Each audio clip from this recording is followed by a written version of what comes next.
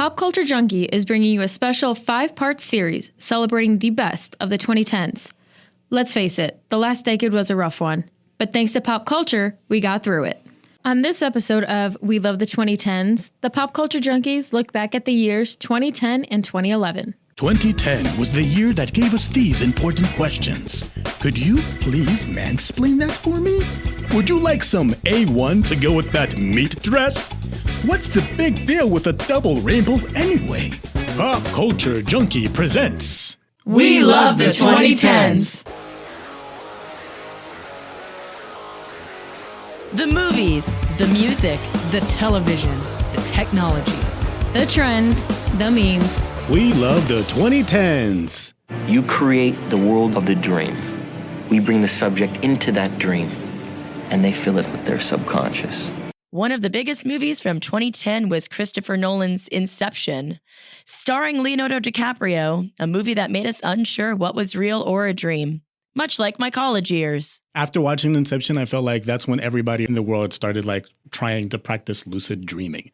I know that I got into some dreams that I'm not going to share them because they're pretty explicit. But I feel like Inception just made dreams mean something different. And ever since, everyone has been trying to replicate the success of Inception by creating increasingly confusing movies, including Christopher Nolan making Tenet all these years later and still confusing everybody. Yeah. Oh, that's right. They're both Christopher Nolan, huh? Wow.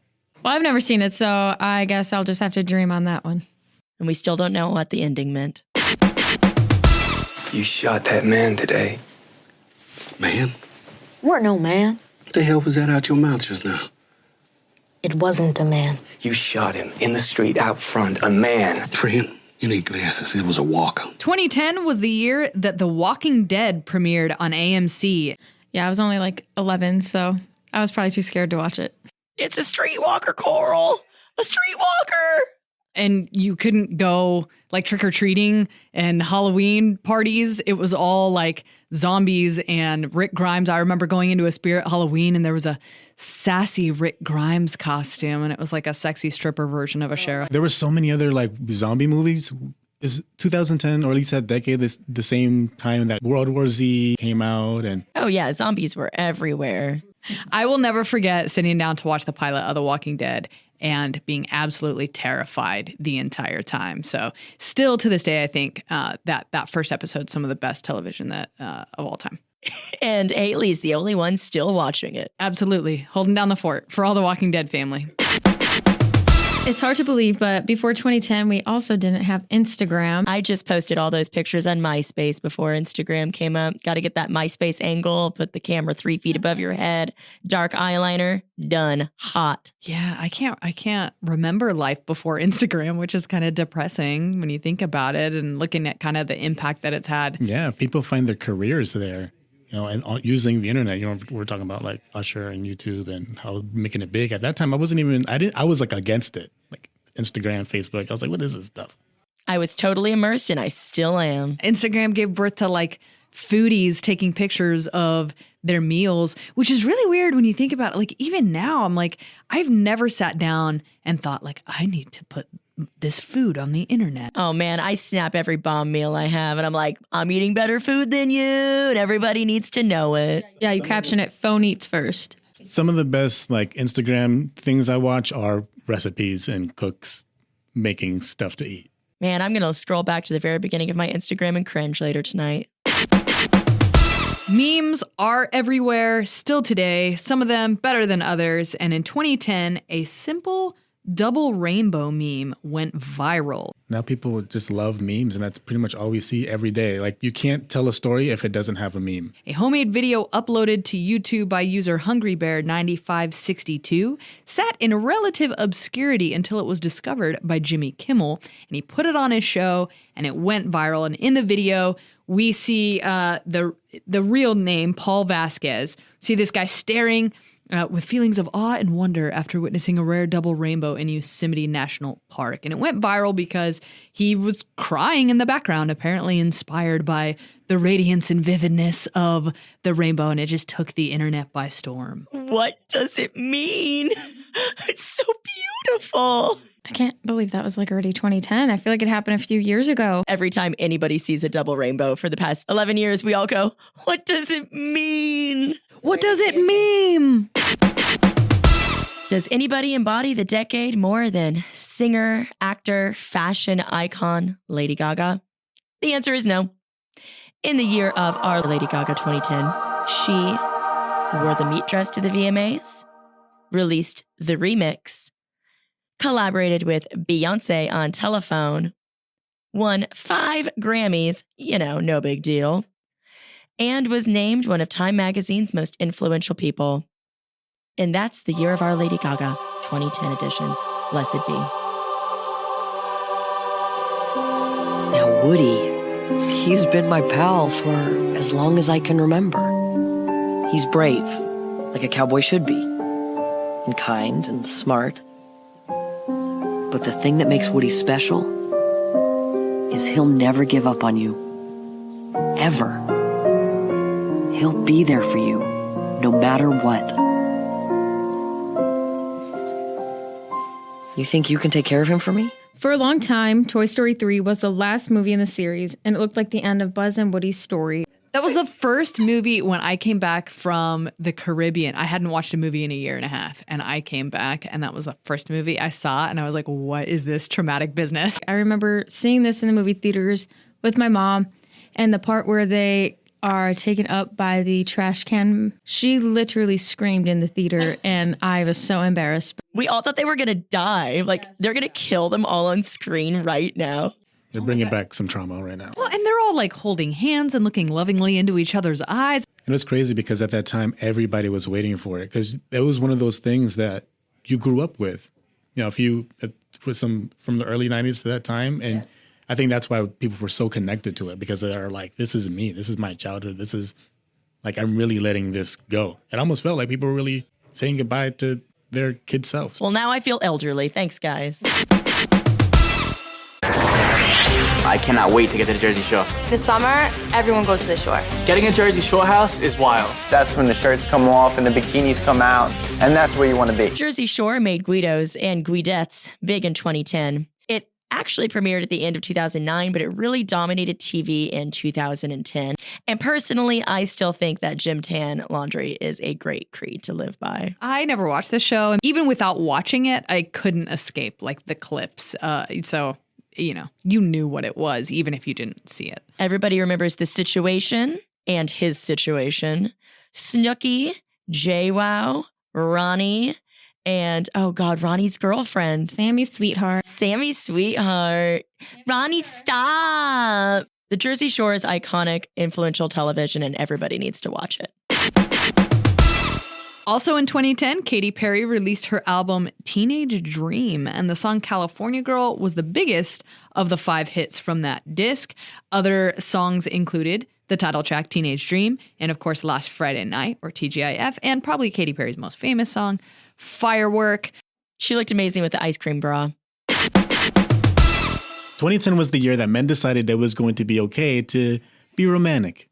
Not in the gay way, but a bromance. A bromance reminds me of the song Guy Love between Turk and JD on Scrubs. That song, I guess you would say it went viral, but it was like the perfect example of a bromance. Just 2 guys love each other. I remember bromances being something you strived for. Everybody had a bromance, and I made several bromances. Yes, I love seeing men emotional. I think it's a great thing for them and everyone around them. I think a healthy male relationship is something that should absolutely be stand, whether it's in a gay way or not. But men, express your feelings to each other more. Bring out that bromance. What are these things called? Silly bands. They're silicone bracelets that come in dozens of different shapes. French fries. Dolphin rocks. And at about $5 a pack, stores can't keep them in stock. Silly bands were all the rage in 2010. Everyone was wearing basically rubber bands in the shape of animals and plants and trees, and I remember having them, and we would trade them around school for ones that we wanted or didn't want, and it was pretty cool because then you whole forearm was just filled up with silly bands. This was like the Pogs of 2010, or like they were like kind of like friendship bracelets. And I remember kids had them, and then teenagers had them, and then I was an adult, and somehow I still had a bunch of silly bands, and I don't really know why, but they were everywhere. They're very incognito too, because like you put them on, you just think it's a rubber band, and then you take it off, and it's like a shape, a dinosaur, a star, a skyscraper, anything. See, when you're an emo kid like me, all you wore was just those plain black rubber ones, and you tried to collect as many as you could. That was my silly band. Psst. Want to buy some secret stuff? Want to engage in a transaction with some other consenting adult that you don't want the government to know about? That is easier now, thanks to Freedom 2.0, which brought us something called Bitcoin. Bitcoin hit in 2010, and it became a huge hit, even though none of us were quite sure what it was. And I'm going to be completely honest, I'm still not quite sure what a Bitcoin is. I might have some. I don't know. Bitcoin was the start of a new way to transfer goods, right? It's almost like, I feel like right now it's like a revolution, but this is the point where people are being creative or savvy in how to exchange currency. And what is currency? Because that's what it really asks. What is this dollar bill? What is this, euro that I have? Yeah, I have no idea what it is, but I know a lot of people talk about it and spend their money on it. All I know about Bitcoin is that my husband definitely bought a large amount of it right when it first came out, was like, this will be an investment. And then a couple years went by and it wasn't worth anything. So he sold it off. And then he did the math like just last year. And if he had kept it, we would be very wealthy. In the 2010s, Marvel dominated cinema, releasing epic blockbusters every year. This is the Marvel Minute for 2010. 2010 was a slow year, though that would soon change. The second Iron Man movie was the only release this year, but it was huge. It grossed over $623 million worldwide, cemented Robert Downey Jr. as the definitive Tony Stark, and paved the way for Thor and the other Avengers to join the MCU the following year. You and her? It was just a phase. Just a phase? You had a sexy face? It meant nothing. I didn't think it would count. It meant nothing? I was just a little bi-curious. Well, honey, I'm a little bi-furious.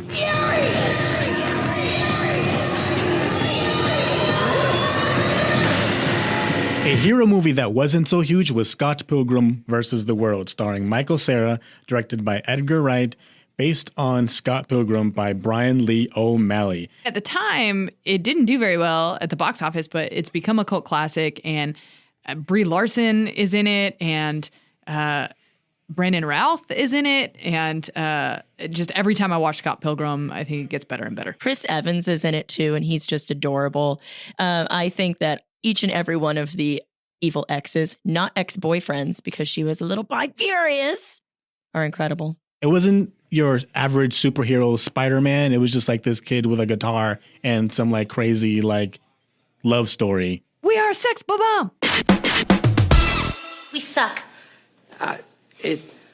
It'll get there. We just need to keep rehearsing. Mr. Schuster, do you have any idea how ridiculous it is to give the lead solo in Sit Down, You Rock on the Boat to a boy in a wheelchair? I think Mr. Shu is using irony to enhance the performance. There's nothing ironic about show choir. A whole show about the high school choir?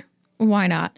Glee came out in 2010. I never watched Glee, but I definitely jammed out to some of the Glee remixes of popular songs, and I don't know if I'll ever be able to forgive Glee for bringing Matthew Morrison into our lives. I worked in social services when Glee came out, and let's just say that every single client I had made me listen to the Glee soundtrack non-stop in my car. So, not such a fan. And all I can remember from it was Lea Michele, and I know she's an incredible singer. My sister watched it. I started watching it. Actually, ended up being a great show. Glee to me was a converter of people that just didn't like musicals, and then I watched it and I knew the song, so I was pretty amped about it. It also brought sad memories once Corey Monteith and Naya Rivera both passed in the recent years. I know that the cast all did great tributes to both of them, and may they rest in peace. Forget You, a.k.a. Fuck You by CeeLo, was the song everybody was singing either when they got dumped or when they really just wanted to cuss while singing. My favorite version of this song is the Muppet version that has Camilla and the other chickens in place of Forget You. They just go burr, burr, burr. Is there a Kids Bop version of this? Because I would love to hear it. What is iPad? iPad is thin. iPad is beautiful. iPad goes anywhere and lasts all day. In 2010, Apple introduced the iPad, the first tablet computer. I did not have an iPad, but this started my addiction in becoming an Apple fangirl, which has continued to this day. I had an iPad, still have an iPad, and I absolutely love it. I had one, still have it, never used it. I just bought it because it was the new hot thing and I had to have one. Well, obviously, we have a rapist in Lincoln Park. He's climbing in your windows. He's snatching your people up, trying to rape them. So y'all need to hide your kids, hide your wife, and hide your husband because they're raping everybody out here. Antoine Dodson went viral in 2010 after talking to a TV reporter about his sister getting attacked. Dodson's interview was remixed by the Gregory Brothers to become the Bed Intruder song, a hit where Dodson told everybody to hide your kids, hide your wife, hide your husband, because they're raping everybody out here. Still one of my favorite videos, and I quote it all the time. That song absolutely slaps. I remember when I was first introduced to this by my sisters, and I just died laughing because his facial expressions, too, are just on point. And without this guy, we never would have had the, like, Ain't Nobody Got Time for That, and all the other different remixes that would come out after. And really, I don't know if we'd have Lil Nas X. Let's be real. I know it would be better if Alex explained this to you, but mansplaining is when a guy tells a woman something that she definitely already knows. Oh my gosh, I totally get this. Being in a sports journalism major, I get mansplained all the time about sports as if I don't know what's going on when I'm watching the sport. If somebody came up to me on the street and tried to talk to me about how to do black lipstick or host a podcast, mansplaining. It's weird that mansplaining came out in 2010, or the term, considering it's been around since the beginning of time. Like, I can imagine Adam being like, look, Eve, let me tell you about this fruit. I definitely have been the recipient of mansplaining at work and, in college. And thankfully, most of the men in my life have learned that I can fend for myself. Well, I don't know what you guys are really talking about, but how I see mansplaining...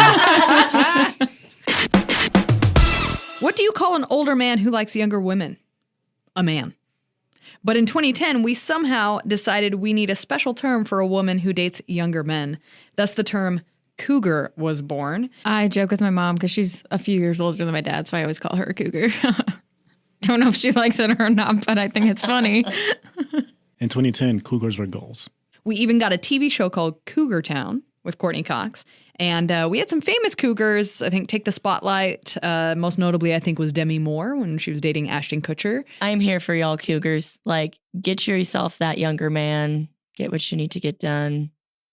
I don't know. Men are pretty immature, though. So I'm not sure if I would want to date a younger man when I'm old. Cougars are like on the prowl, right? Like, I'd be a cougar for Timothy Chalamet. I'd be a cougar for... Oh, wait, no. Just kidding. He's older than me, so he'd just be a man.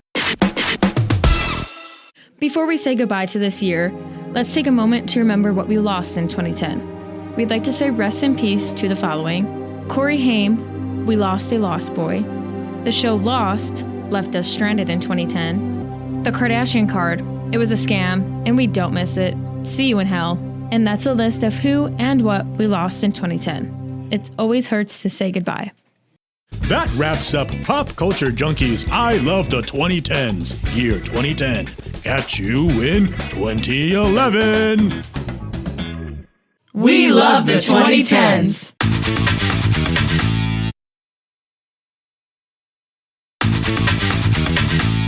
2011 is the year that gave us these important questions. Was there anyone who didn't love Adele? Did you ghost or did you get ghosted? Where were you when we lost Oprah Winfrey? The show, not the person. Pop Culture Junkie presents... We love the 2010s. Voldemort has the Elder Wand. True. And the snake's still alive. Yes. And I've nothing to kill it with. Help will always be given at Hogwarts, Harry, to those who ask for it. I've always prized myself on my ability to turn a phrase.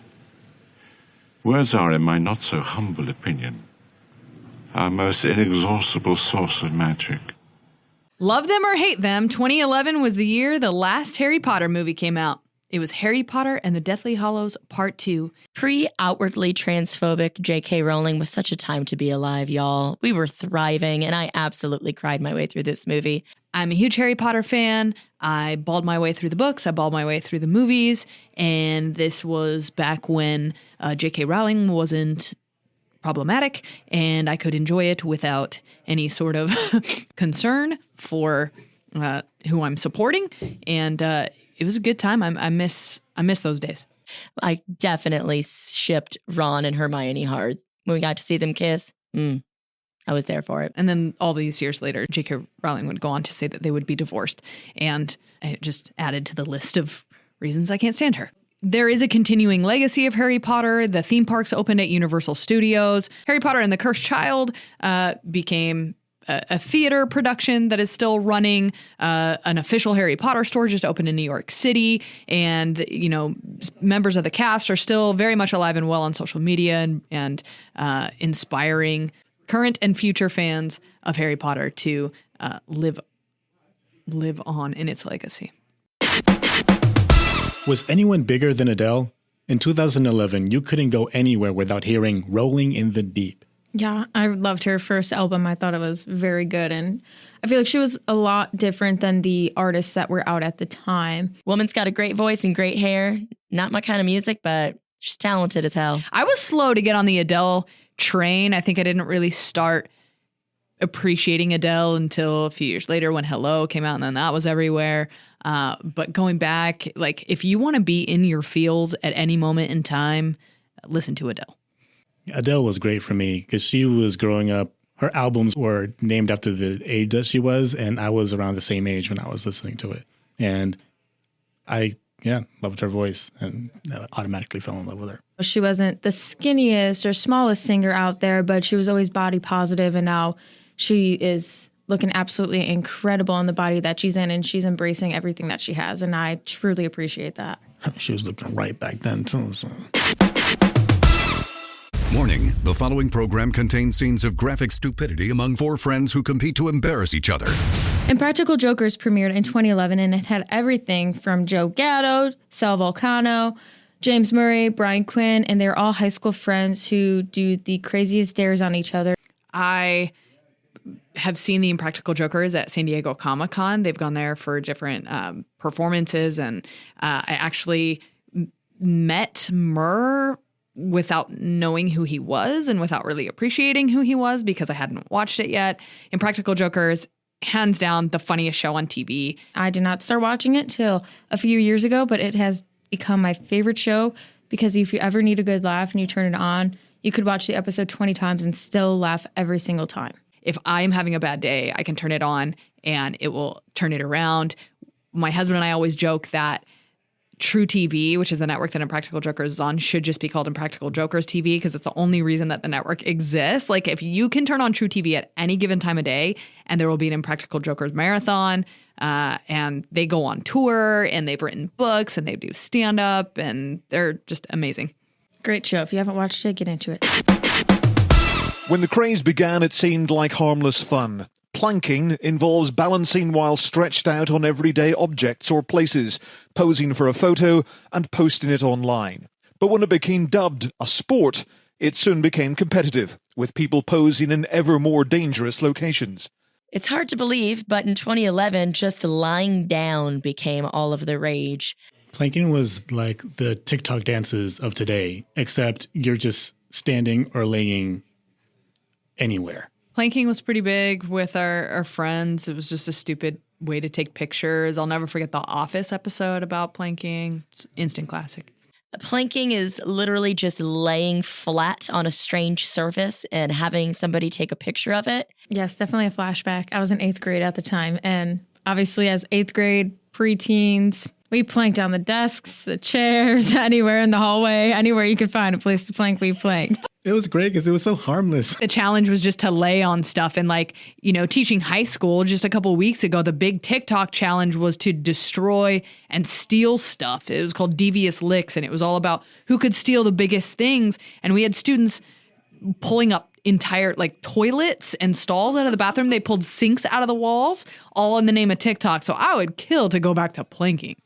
You know, I feel like I would be pretty good at planking because honestly, laying down is what I spend most of my time doing anyway.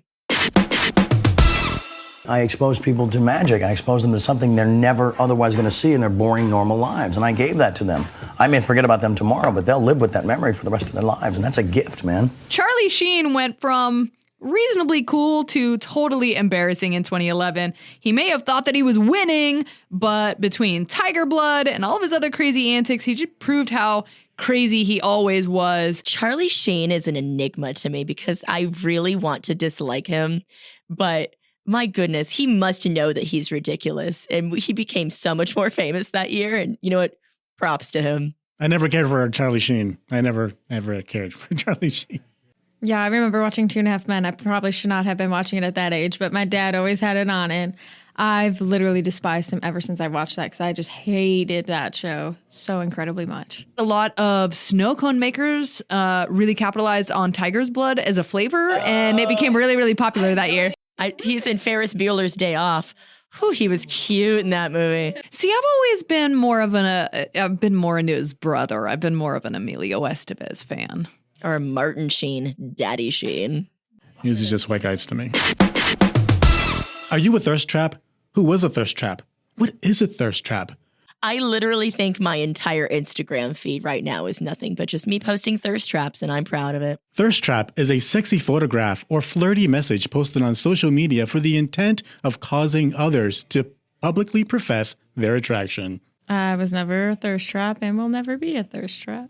I have never been good looking enough to be a thirst trap. I've always attracted people with my sparkling personality. But I will say that I'm very grateful for thirst traps. 2011 was a time when I was thirst trapping cougars on Backpage. I never got clients, by the way. So I was very unsuccessful at thirst trapping. Does anybody embody the decade more than singer, actor, fashion icon Lady Gaga? The answer is no. In the year of Our Lady Gaga, 2011, she released Edge of Glory and Born This Way, appeared at Euro Pride, and was called the Queen of Pop by Rolling Stone magazine. And that's the year of Our Lady Gaga 2011 edition. Excuse me. Oh, hi. I'm looking for a birthday gift for my best friend. Oh. I want to get her a necklace that says best friends forever. You sure you want it to say forever? Yeah, why? Come on. Forever? Forever? I don't think you guys will be best friends forever. No offense, but, you know, the friends you have when you're younger, sometimes you grow apart. You know, when you get older, and maybe she'll find a new best friend. And maybe she'll be more successful than you are, and prettier, and richer, and skinnier. And they end up doing everything together. You're weird. I'm not weird. Bridesmaids was finally a raunchy adult comedy for women, by women. Can you guys believe that women have the ability to be filthy and hilarious? Shocking. Kristen Wiig, Melissa McCarthy, Maya Rudolph, and Rose Byrne. I don't think I'll ever be able to unsee the wedding dress scene. And I had that replay in my mind pretty much every time I eat Filiberto's. Is like, where am I going to be and what's going to happen? And am I going to have a repeat of that bridesmaid scene? Somehow, a song about it being Friday became a huge hit for an unknown singer named Rebecca Black. I totally remember the song and still hate it to this day, but now she's pretty big on TikTok and she makes fun of it nowadays because she knows that it was probably not one of the best things to put out there. But hey, it made her well known around the world, so she did what she had to do. The poor girl was humiliated for years on the internet and to this day still doesn't know what seat she should take. I feel like everything with this song was like a cautionary tale of, like wanting fame and being young and wanting notoriety and seeing what happened to her. And she really had to deal with like a lot of hate and abuse and bullying from people online. And I remember looking at that and thinking at the time, like I was doing a lot of like singing and songwriting and playing at like local spots and I was like an aspiring musician. And I remember looking at that whole thing and thinking like, oh my gosh, like what's it worth, you know? Mm-hmm. So I feel like maybe some of the kids kind of saw that and thought, you know, maybe I need to be cautious. At that time, to me, Friday was a movie franchise starring Ice Cube and Mike Epps. There is a town in Maine. I'd like a room. Welcome to Storybrooke. Where every storybook character you've ever known is trapped between two worlds. The evil queen sent a bunch of fairy tale characters here. And now they don't remember who they are. Victims of a powerful curse. Everything you love, everything all of you love will be taken from you. Only one knows the truth, and only one can break her spell. What if Disney characters lived in the real world, sort of, and there were weird relationships and mysteries and stuff? That's kind of what we got from the show Once Upon a Time, set in the fictional town of Storybrooke, Maine. I was really big into Once Upon a Time when it first came out. The first few seasons were pretty strong because we didn't have anything like that, really. I absolutely loved Once Upon a Time, but mostly because there was some eye candy by the name of Colin O'Donoghue, a.k.a. Captain Hook. Oh my goodness gracious. If Rahul Kohli ever turns me down, Colin O'Donoghue, please give me a call and put on the guy liner. But in the later seasons, especially when they brought in the Frozen storyline to try to appeal to kind of a wider audience because Frozen was such a hit, the show really went off the rails. It lost sight of what it was trying to do in the first place and tell a cohesive story. So it really became victim to just kind of spiraling and the plot getting really loose, and then ended up jumping the shark and probably should have been canceled a lot sooner than it was. My Little Pony is a horsey toy with long, colorful hair you can style, and the star of the TV show called Friendship is Magic. So, obviously, it was made for adult men. I watched a documentary about bronies. I've actually known a few bronies, IRL, as they say. And I watched the documentary to try to understand why grown men would be so into My Little Pony, Friendship is Magic, because my daughter got really into it, but she was like, you know, a 2-year-old girl, the target demo. And so I was like, what is it? What is it about this show? And I watched about half of the documentary and then I had to turn it off because I just couldn't. It didn't make any sense. I still don't get it. I don't get the brony thing.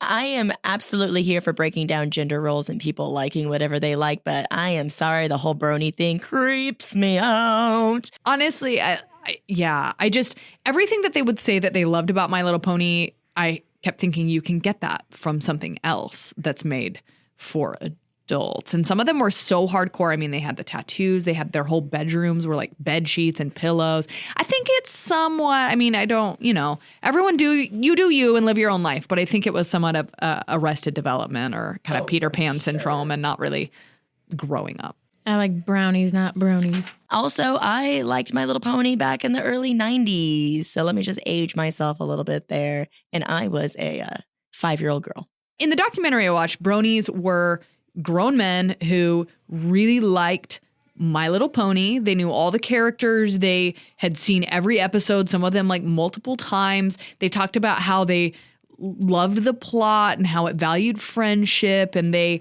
loved the different personalities of the different characters. A lot of them have probably never had sex. You only live once, or #YOLO, became a way to justify doing something reckless, expensive, or just plain stupid in 2011. Wasn't YOLO born from like a Drake song or something? Whenever I take too many shots, make a bad decision. #YOLO. YOLO at the time was kind of everyone's mantra. Like you wake up and we either make great decisions or horrible decisions, but whatever, YOLO. I will fully admit that I still use this slogan in my life because YOLO. Yeah, I feel like YOLO now is a way to instantly age yourself and let everyone know that you're, you know, an elder millennial. I do remember also that Zac Efron got a YOLO tattoo around 2011, and I really want to know if he still has it. Hit us up, Zac. The first recorded instance of someone dying taking a selfie happened in 2011 when 3 teens tried to take a selfie posing by an oncoming train. They weren't the last either. According to Wikipedia, there have been over 250 selfie deaths between 2011 and 2017. I still, this is still very much like a part of our culture. I just saw a video that Machine Gun Kelly posted, like a point of view video at a concert where he climbed up one of the big like scaffolding things with no harness, no nothing. He just climbed up to the top of it. Then he wrapped his legs around it and he hung upside down and he sung one of his songs. And I was like, you are worth so much money. You are crazy. And the top comment on the video was like, that must be some good coke for you to get up there. Because I cannot understand. Like, there is nothing worth. I'm not an adrenaline junkie. People dying at the Grand Canyon, the Arizona Wildlife World Zoo, like climbing into animal pens. I just got to tell you, fans, there is no selfie worth dying over. I mean, maybe if it gets like 1 million likes, but even then, there is no selfie worth dying over. In the 2010s, Marvel dominated cinema, releasing epic blockbusters every year. This is the Marvel Minute for 2011. The first Thor movie debuted, bringing us Chris Hemsworth.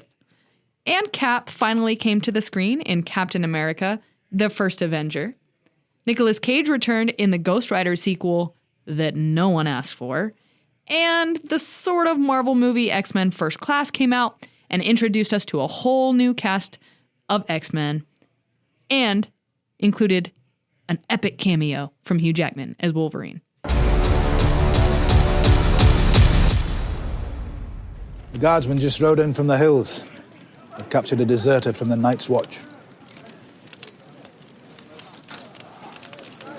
Get the lads to saddle their horses. Do you have to? He swore an oath, Cat. Law is law, milady. Tell Bran he's coming too. Ned, 10 is too young to see such things. He won't be a boy forever. And winter is coming. Game of Thrones became a sensation on HBO in 2011. Based on the insanely long book series by George R.R. Martin, this television show became something that I feel every person was watching. Went to Comic-Con and it was everywhere, all the time. I loved Game of Thrones the entire time it was on. There are a couple scenes that I will never watch again. You know who you are, eyeball popping scene. Yeah, everybody was watching Game of Thrones. I'm the weirdo that never watched it, and I still feel a little ostracized from society for having never watched it. Game of Thrones gave us Jason Momoa, gave us lots of nudity, which was kind of cool, especially when we started seeing some dudes in there too. Started out with a lot of boobies, and then all of a sudden you see some Hodor peen. So, thanks, Game of Thrones. I thought there was just dragons. The little dolls with the big heads, Funko Pops, first appeared in 2011 and became a collectible sensation. Most expensive one is valued at over $13,000. I love Funko Pops. I have a good amount of them, especially my Buffy and my Spike. They stay and I have them in a little weird kissing position on my shelf. So a little insight into my bedroom. There is something really weird about Funko Pops in that, like, you can't get just one. They are the Pringles of toys. And when I get one, I have to get, like, the set of them. So I've got, like, the WandaVision family, and I've got my X-Files set of Funko Pops. Maybe one day I'll be famous enough to have my own Funko Pop, and I will gift you all one. Online dating led to online dropping off the face of the earth. In 2011, we finally got a word for when someone you're seeing just stops answering your texts, calls, or singing telegrams. Ghosting. I have been ghosted, and I have done the ghosting. So I have been the ghoster and the ghostee. I definitely was the ghoster. That's probably why I'm still single. Because every time someone tries, I'm like, nope, goodbye. I have absolutely ghosted a few men in my day. Sometimes it's just too awkward to be like, that last date when you tried to buy drugs off me that I'm not selling was really strange.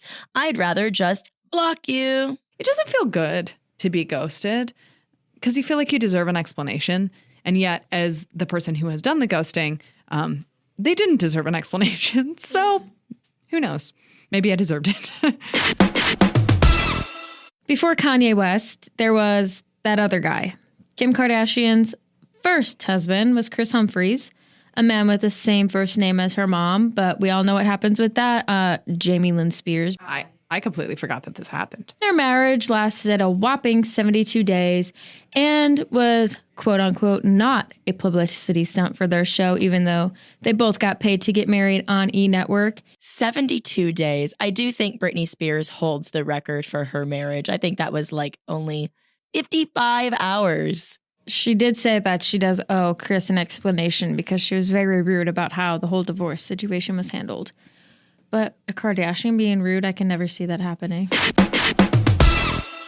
Before we say goodbye to this year, let's take a moment to remember what we lost in 2011. We'd like to say rest in peace to the following: The Oprah Winfrey Show, Steve Jobs, Amy Winehouse, Harry Potter movies, Friday Night Lights, Elizabeth Taylor, and Katy Perry and Russell Brand's marriage. And that's a list of who and what we lost in 2011. It always hurts to say goodbye. That wraps up Pop Culture Junkie's I Love the 2010s, year 2011. Catch you in 2012.